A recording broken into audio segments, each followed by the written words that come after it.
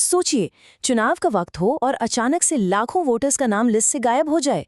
Waste Bengal के हाल ही के चुनावों में एक ऐसी ही हैरान अंगेज घटना सामने आई थी, जहां चुनाव का पूरा गणित बिल्कुल मैच ही नहीं कर रहा था। नतीजा ये हुआ कि लाखों लोग अपना वोट डालने से वंचित रह गए। तो आज के इस एक्सप्लेनर में हम इस पूरे नंबर गेम को बिल्कुल शुरू से एक कहानी की तरह डिकोड करेंगे। अब इस प्रशासनिक रहस्य की गहराई को समझने के लिए हमें सबसे पहले इन दो नंबर्स पर गौर करना होगा, 1717 और 1607। देखने में ये बस आम नंबर्स लगते हैं, राइट? लेकिन सच्चाई ये है कि ये दोनों एक दूसरे के बिल्कुल खिलाफ खड़े हैं। जब आप इन आंकड़ों को एक साथ देखते हैं तो तुरंत समझ आ जाता है कि प्रशासन के स्तर पर कहीं ना कहीं कोई बहुत बड़ी चूक जरूर हुई है। देखिए, यहाँ एक ऐसी स्थिति बन रही है जो मैथमेटिकली पॉसिबल ही नहीं है।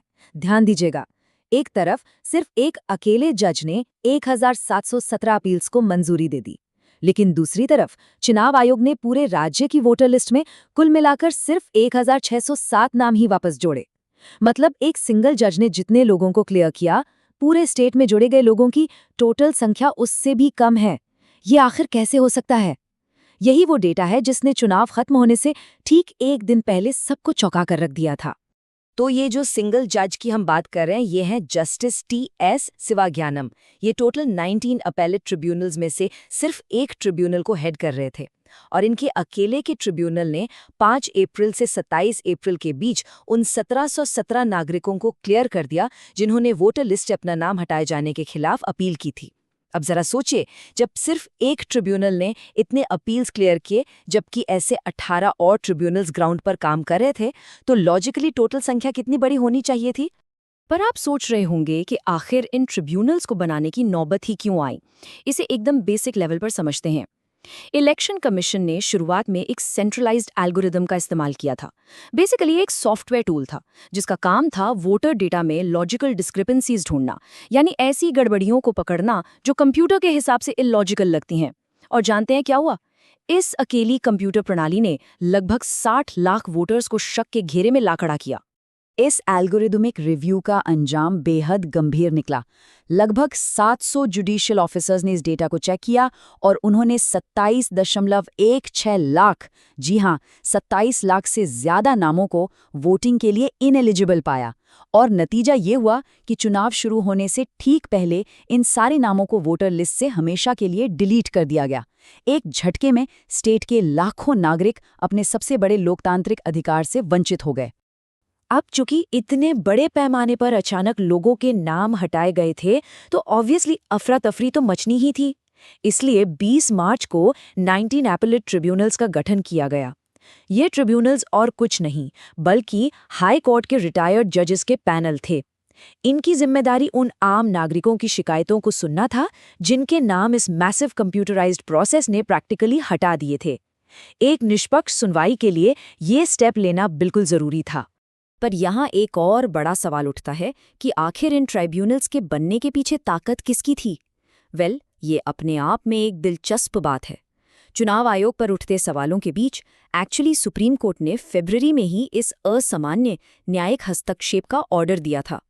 सुप्रीम कोर्ट ने कोर्ट रिकॉर्ड्स में एक्सप्लिसिटली नोट किया था कि इलेक्शन कमीशन और स्टेट गवर्नमेंट के बीच एक बहुत बड़ा ट्रस्ट डेफिसिट, यानी विश्वास का अभाव बन चुका है।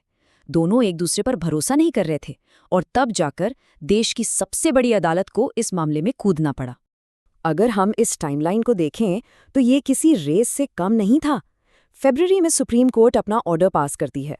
20 मार्च को 19 ट्रिब्यूनल्स फॉर्मली नोटिफाई होते हैं, और फिर 23 अप्रैल को तो पहले फेज की वोटिंग ही शुरू होनी थी। यानी वोटिंग शुरू होने से सिर्फ एक महीने पहले ये ट्रिब्यूनल्स बने थे। इसका सीधा सा मतलब है कि इन ट्रिब्यूनल्स के पास लाखों लोगों की प्रॉब्लम्स सुनने और उन्हें ठीक करने के लिए वक्त लिटरली ना के बराबर था। और वक्त की इस कमी का असर आंकड़ों में बिल्कुल साफ झलकता है। सुप्रीम कोर्ट के रिकॉर्ड्स बताते हैं कि टोटल 34 लाख अपील्स फाइल की गई थी। लाखों लोग अपना अधिकार वापस मांग रहे थे, लेकिन इलेक्शन कमीशन ने फेज 1 वोटिंग से पहले सिर्फ 149 नाम वापस जोड़े और फेज 2 की वोटिंग से पहले 1468 नाम। टोटल मिलाकर हुए सिर्फ 1607 नाम। एक तरफ 34 लाख की गुहार और दूसरी तरफ सिर्फ 1607 को राहत। ये फासला प्रशासन के एक बहुत बड़ी एग्जीक्यूशन प्रॉब्लम को उजागर करता है। चलिए आंकड़ों से थोड़ा बाहर निकलते हैं। इन सब के बीच द ह्यूमन एलिमेंट यानी आम इंसान की कहानी को समझना भी उतना ही जरूरी है, खासकर मोटाब शेख की कहानी। अगर इस मामले को बिल्कुल ग्राउंड लेवल पर देखें तो फरक्का से कांग्रेस उम्मीदवार थे मोताब शेख। सोचने वाली बात यह है कि एक पॉलिटिकल कैंडिडेट होने के बावजूद शुरुआती प्रोसेस में इनका नाम वोटर लिस्ट से पूरी तरह हटा दिया गया था। उनका पूरा पॉलिटिकल करियर खतरे में आ गया था। मामला इतना संगीन हो गया था कि चुनाव लड़ने के अधिकार को बचाने के लिए सुप्रीम कोर्ट को खास तौर पर सिर्फ उनके लिए एक आउट ऑफ टर्न हियरिंग का आदेश देना पड़ा। जब उनकी फाइल दोबारा खुली तो जस्टिस शिवाज्ञानम के ट्रिब्यूनल ने जो पाया वो वाकई हैरान करने वाला था।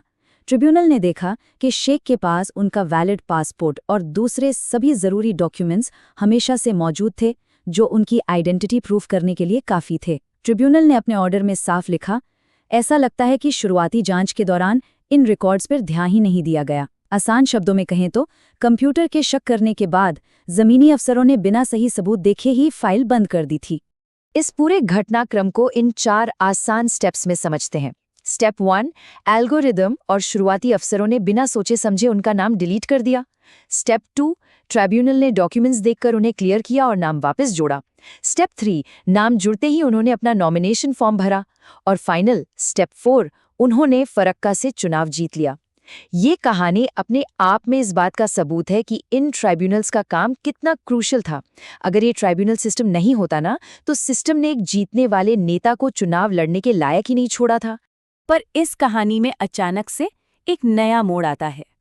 1717 वैध नागरिकों को इंसाफ दिलाने और मशहूर कलाकार नंदलाल बोस के परिवार जैसे लोगों को आउट ऑफ टर्न सुनवाई देने के ठीक बाद जस्टिस शिवाज्ञानम ने अचानक अपने ट्राइब्यूनल के पद से इस्तीफा दे दिया।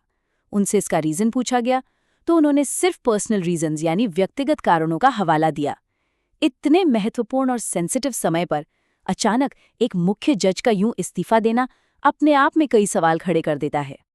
और जब इन सब बातों को जोड़कर जवाबदेही तय करने की कोशिश की गई तो अथॉरिटी की तरफ से क्या मिला? सिर्फ चुप्पी।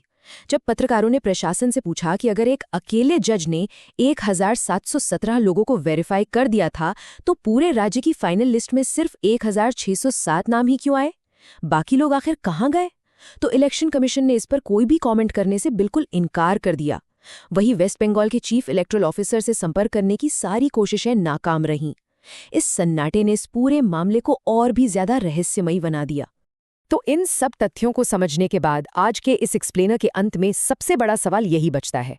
जहां 27.16 लाख वोटर्स लिस्ट से गायब हैं और बचे हुए 18 ट्रिब्यूनल्स का कोई डेटा अभी तक सामने ही नहीं आया, वहां हमारा लोकतांत्रिक ढांचा इस मैसिव गैप को कैसे भरेगा? एक तरफ कोर्ट ऑर्डर पास करता है और लोग क्लियर होते हैं, और दूसरी तरफ प्रशासन उसे पेपर पर लागू करने में विफल रहता है। जब जमीनी हकीकत और सिस्टम का डेटा आपस में इतना अलग हो, तब क्या वाकई हर नागरिक की आवाज मायने रखती है? ये एक ऐसा सवाल है जिस पर हम सबको गंभीरता से विचार करने की जरूरत है।